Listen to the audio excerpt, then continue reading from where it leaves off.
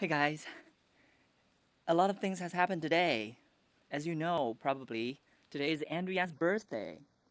So, happy birthday to Andrew Yan. A very special day. It is my 45th birthday. Yes. Which means I'm about 25% through my life. No, I'm kidding.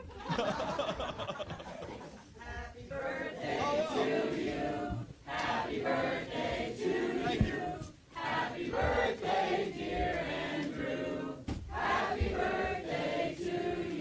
Oh, that's so beautiful. Thank you all. This is from his Twitter. It's my birthday. Send money, please. No. And he is having a good time in Iowa, the Drake University. There were about 700 people attending. Can you imagine that? And he said, each Iowan is worth 1,000 Californians. So it's 700 times 1,000. So seven. It's 700,000. Wow, 700,000 Californians.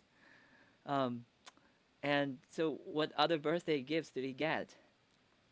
Well, there's this. That's that's so unbelievable.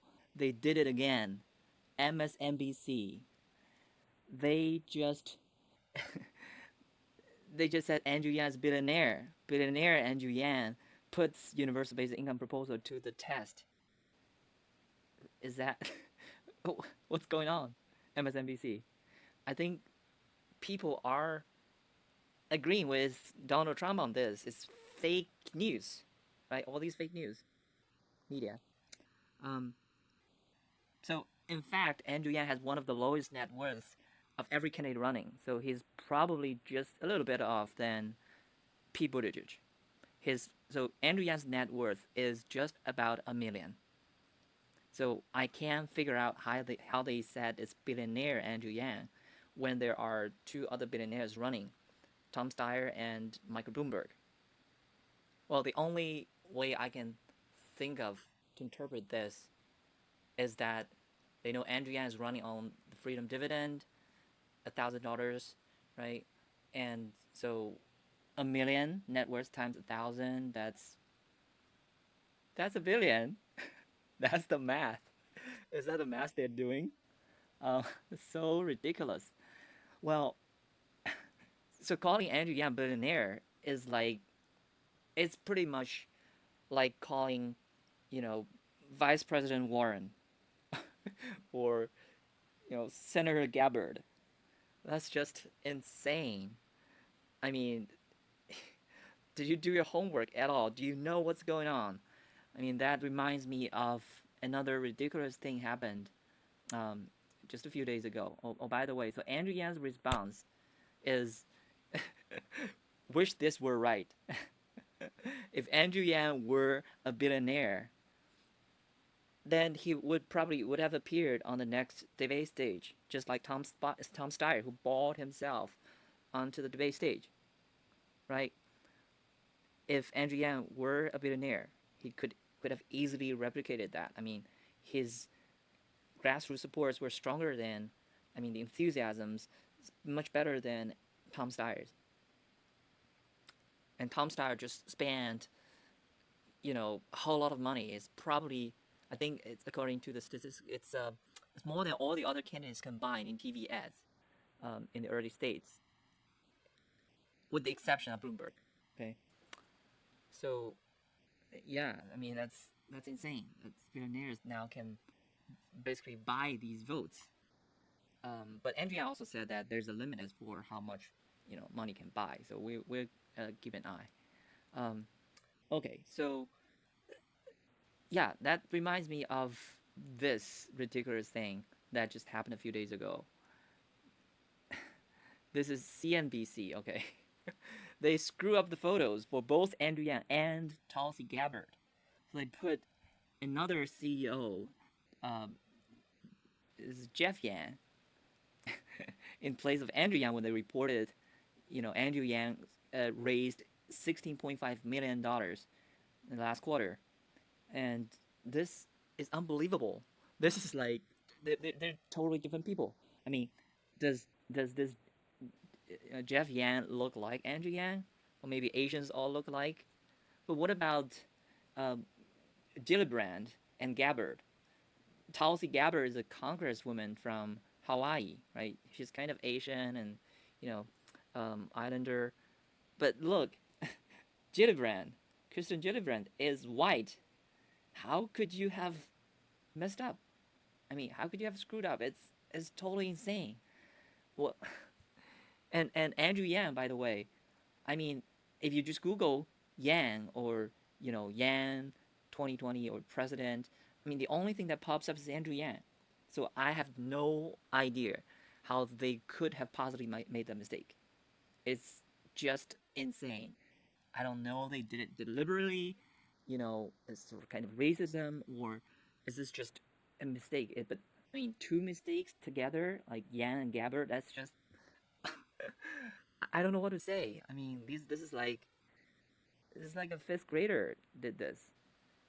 That guy has no idea what's going on, has no idea who is running, who is not. Gillibrand already quit like months ago, and Tulsi Gabbard does not look like Gillibrand at all. So the only interpretation I can think of is, I think I heard this from Problem Solving Politics, is that um, this Jeff Yang had an interview there, and so his profile is in the system, and so the person just get Yang. I mean, they're both um, kind of entrepreneurs, but still, I mean, if you have watched the news at all, you should have known who is Andrew Yang, and um, I mean, if you Google it, I mean, I couldn't find this Jeff Yang. That's as simple as that, and that's actually one reason why I think this guy should be fired probably, and his job could actually be automated away. I mean, an AI can do a much better job. I mean, AI who can, you know, Google, who has access to the internet can do a much better job than this guy who made the mistake. Same thing to Gillibrand on Gabbard. I mean, if you search for Gabbard, you will find all the images. I mean, there's no way this could have been done. I mean, it's. I mean, can you imagine that if they put another guy's picture in place of Bernie Sanders or Joe Biden? It's just I don't know what to say. I mean, they made this type of mistakes over and over again. This is not it's not acceptable. As simple as that. So, so Yang campaign manager said this is the best one yet, referring to the numerous mistakes by the sister network MSNBC and other outlets. And then you see that, you know, um, okay, so Jeff Yan said, this is Jeff Yan, and I'm not running for president. And he said actually after that he got quite a few messages, even wanting to donate to him. And Andrew Yang said, "Thanks, Jeff." Oh gosh. So today you see this billionaire Andrew Yang. I wish that were true too. Um, anyway, so I know some of you were disappointed that Andrew Yang didn't make the next debate stage, and that's just kind of an artifact. It's largely by and large due to the fact that there's this impeachment thing going on, and the pollsters were probably busy with polling, impeachment, right? And with holidays and stuff, so there were just not enough polls coming out. But Andrew Yang actually should have been there. So he actually, I think there's another qualifying poll that just came out with Yang at 5%. So he could have qualified. It's just there were not enough polls, which is totally not his fault. This is it's cookie, National Cookie Day. Okay, something wrong with the computer. But anyway, so I think that's a Quinnipiac poll. I somehow can't find it, which has Andrew Yang at 5%. So that would have qualified him. I can't find it now, but it's there somewhere. Um, let me see if I can find it.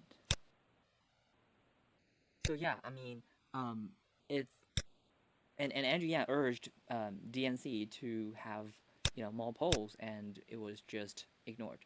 It was rejected. Um, yeah, so Andrew Yang said, we released polls showing us at 5% in New Hampshire and Nevada, and we're clearly there in Iowa, according to the most authoritative poll in the industry. We were 5% nationally in a PBS poll. We have grown more consistently than any other campaign through grassroots support, and that's why he outlasted governors, senators, and congressmen. And Cory Booker just announced that he dropped out today, and Andrew Yang's still there. I mean, his campaign is still um, growing consistently, um, and previously was growing organically, um, but now with the money, he has more TV ads. We can expect to see more dramatic growth in the next weeks um, to come. All right, that's it for now, and I'm gonna make another one for Cory Booker's dropping out, which is kind of sad, but I hope that he will consider endorsing Andrew Yang.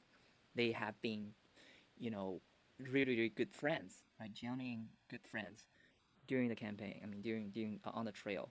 So, um, yeah, really, really looking forward to that. What are you waiting for, Cory Booker? Give Andrew Yang his birthday gift, your endorsement. All right. Thank you guys. Please like and subscribe and comment below. I see you next time.